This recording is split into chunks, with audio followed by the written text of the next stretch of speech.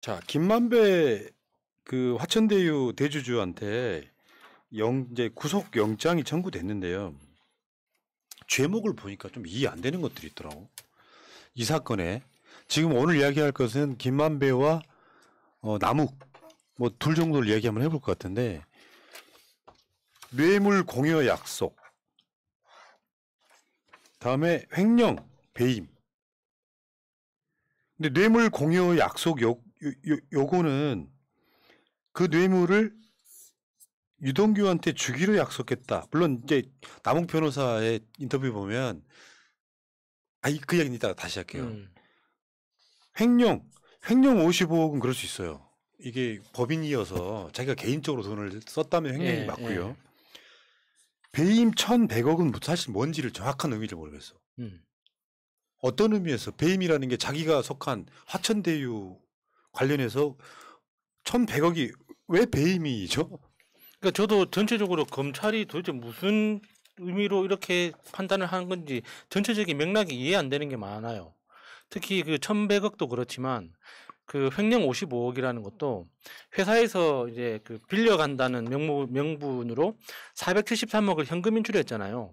그 중에 55억에 대해서만 어디 있었는지 밝히지 못했기 때문에 나머지 420억은 빌려간 게 맞고 55억만 횡령이라는 이 논리거든요.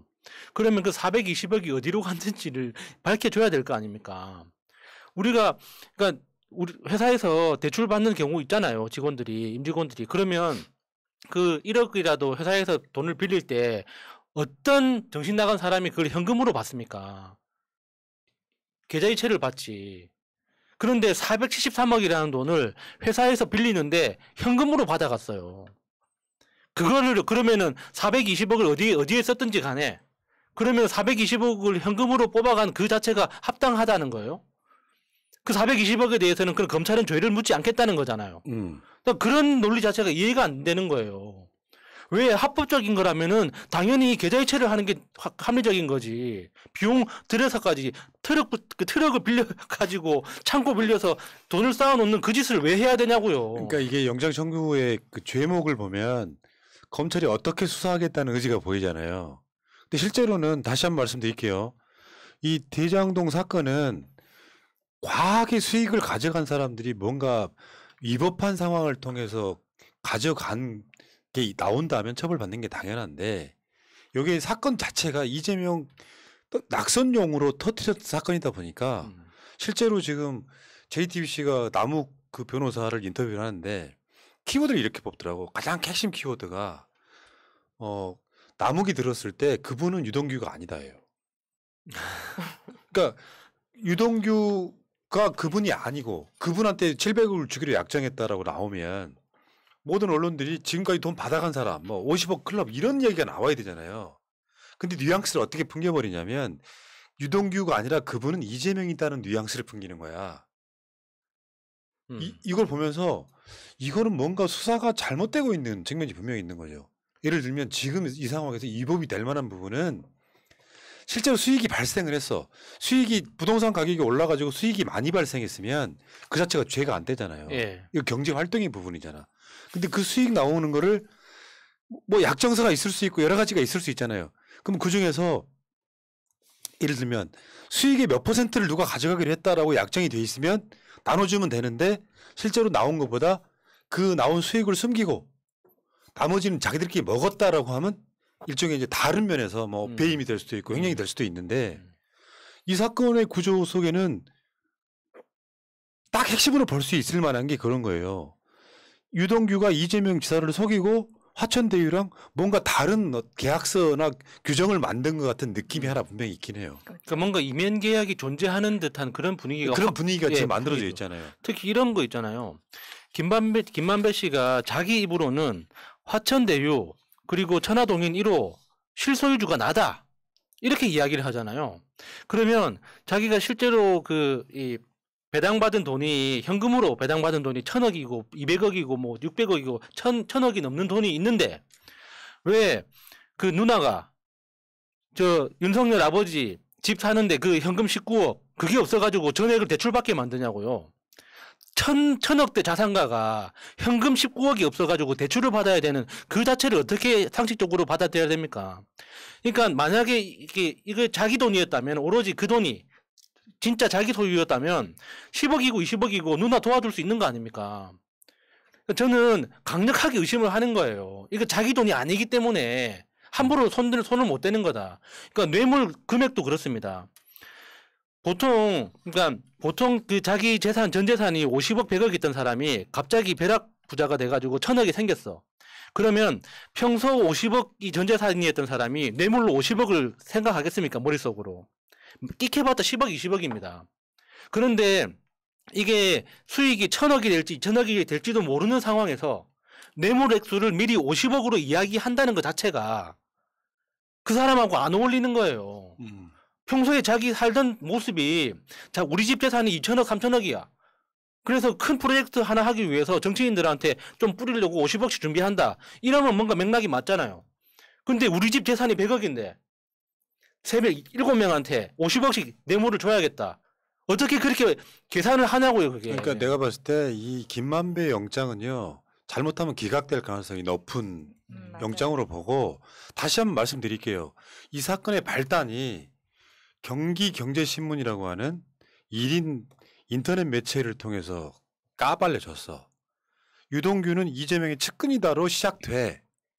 그 경기경제신문의 인맥도를 보니까 그게 다 전해철, 김진표 등과 연관이 있고 그게 이낙연 지지까지 연결돼 있는 그게 발화점이에요. 그러니까 이 사건을 바라볼 때 유동규하고 이재명이 불과 어떤 뗄래야 뗄 수 없는 관계다로 시작을 했지만 지금 상황에서 보면 이재명 연관성은 사실 안 나온다니까. 많은 사람들이 유동규와 이재명을 엮으려고 하는데 그거 별다른 관계가 아니에요. 실제로 진짜 측근이라고 하면 경기도지사 선거에도 같이 개입을 했어야죠. 진짜 측근은요. 도청에서 근무하게 한다. 말하자면 그런 거예요. 그 황교익 씨가 이재명 측근이어서 경기관광부 사장이 내정했습니까? 측근은 아니에요. 만나본 적이 별로 없는. 한두 번 만난 적이 있는 사이 정도란 말이죠. 이게 유동규랑 무리하게 엮다 보니까 결국에는 많은 언론들이 단독을 쏟아냈지만 이재명 연관성은 지금도 못 찾아내고 있어. 근데 저는 그분이라는 표현 듣고 대표님이랑 조금 다른 생각을 했던 게 이게 그 대장동 게이트를 파면 팔수록 국힘당과의 연관성이 더 많았잖아요. 이재명 후보보다는. 그러다 보니까 이 대장동 그 화천대유 관련해서 보니까 뭐 운영자금 이런 것들을 그 최태원 뭐 동생이 운영자금을 대줬다 해서 그게 기반이 돼서 했다고 해서 저는 그분이라는 표현을 들었을 때 왠지 최씨 일가. 그렇지요. 그쪽이 그분이 아닐까. 최씨 일가와 연관된. 예. 예. 그러니까 뭐 그게 누구든 간에 남욱도 인터뷰하는 걸 들어봤거든요. 그러니까 지금 이 상황에서 전체 큰 얼개는 부동산 가격이 오르면서 수익이 엄청 늘어난 측면으로 바라봐야 되는데 유동규가 받았다는 현찰 1억하고 수표 4억 원 중에 4억 원이 남욱의 비밀 사무실에서 발견이 돼서 운영비로 쓰였던 거예요. 운영비로. 그런데 유동규가 구속이 되고 그 유동규하고 이재명 연관성이 없는데도 불구하고 경선 상대방 측에서는 계속해서 이재명 연관성이 있는 것처럼 계속 제보가 들어오고 있다. 결국엔 이건 공작이 실패한 사례에 가까워지고 있어요.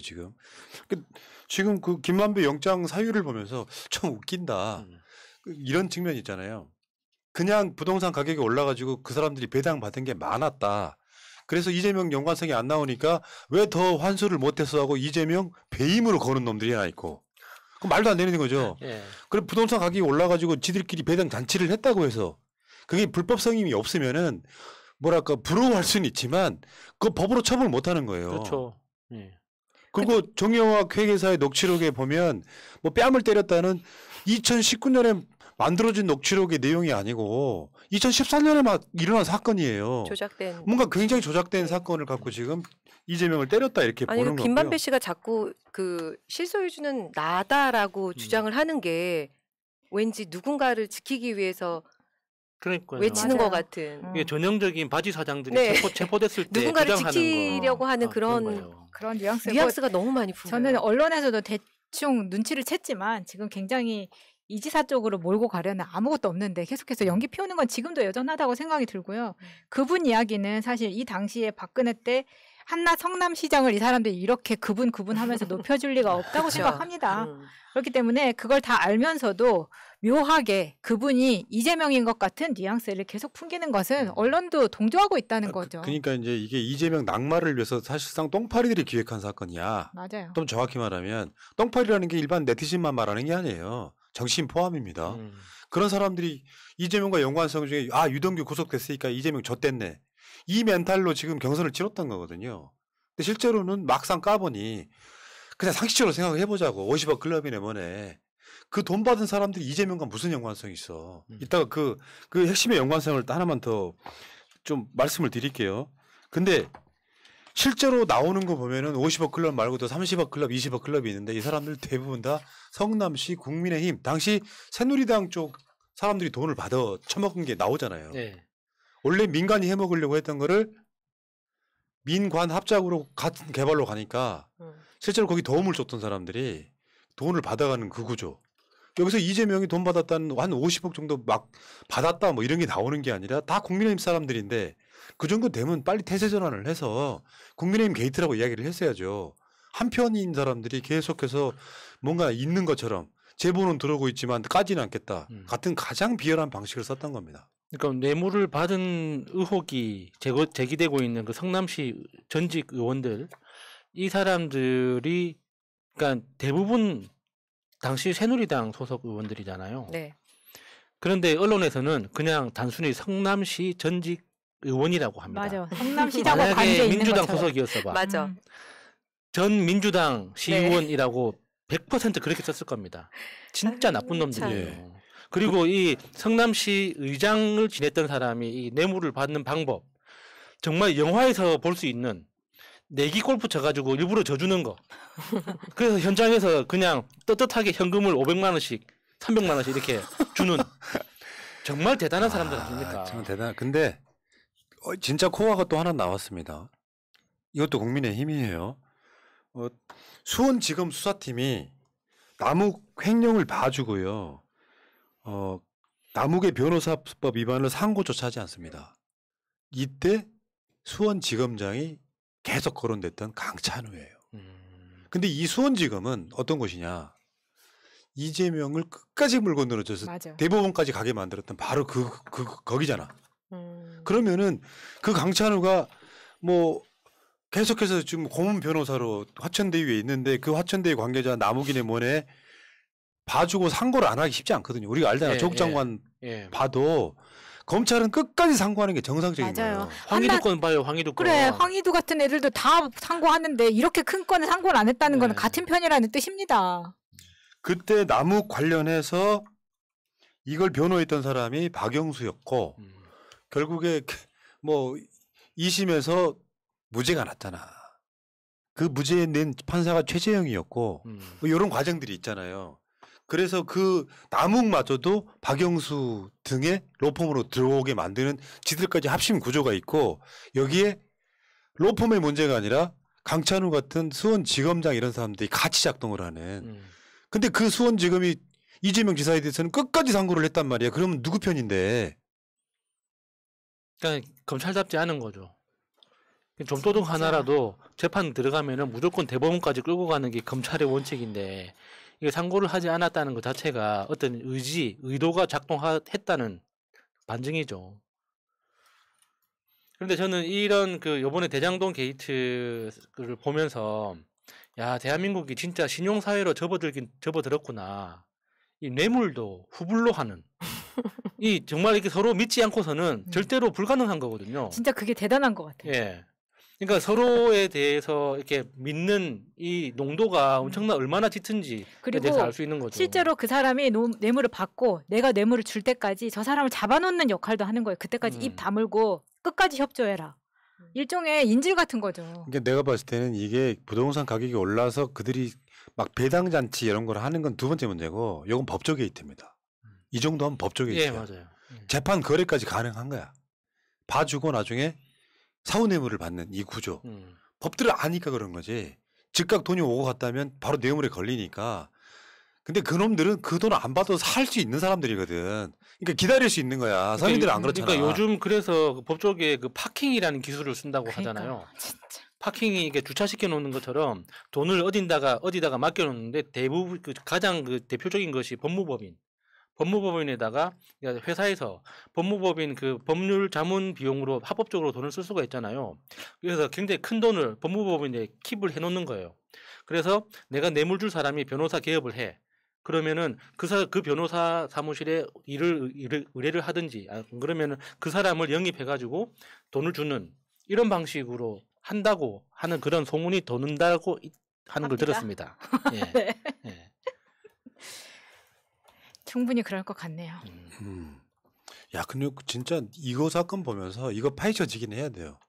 이재명 연관성의 문제로 파헤치는 이런 개념이 아니라 파헤쳐져서 대한민국의 법조인이라고 하는 놈들이 얼마나 부도덕한지는 좀 까발려줘야 된다고 생각해요. 저는 정말 그 예전 주진우 기자가 열심히 취재를 했던 것 같이 좀 장편 르포 기사가 필요하다고 생각합니다.